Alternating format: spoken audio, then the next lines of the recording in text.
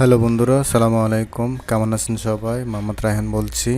আপনারা যারা উইন্ডোজ 10 ব্যবহার করেন, অনেক সময় দেখা যায় আপনাদের ডেস্কটপ শো করে না বা ডেস্কটপ আইকন থাকে না, স্টার্ট মেনু অন হয়ে থাকে। সেক্ষেত্রে অনেক অনেক ঝামেলায় পড়তে হয়। তো আজকের ভিডিও আপনার জন্য। আজকে দেখাবো কিভাবে ডেস্কটপ শো করাইতে হয়। চলেন শুরু করা যাক।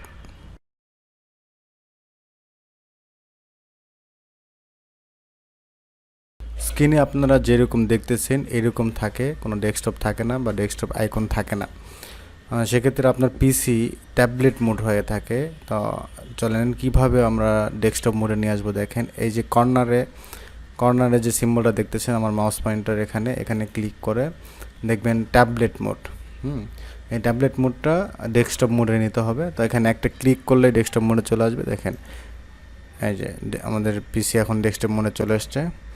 ভিডিওটা দেখার জন্য সবাইকে ধন্যবাদ। যারা এখন আমাদের চ্যানেল সাবস্ক্রাইব করেন নাই, সাবস্ক্রাইব করবেন এবং বেল আইকন প্রেস করবেন।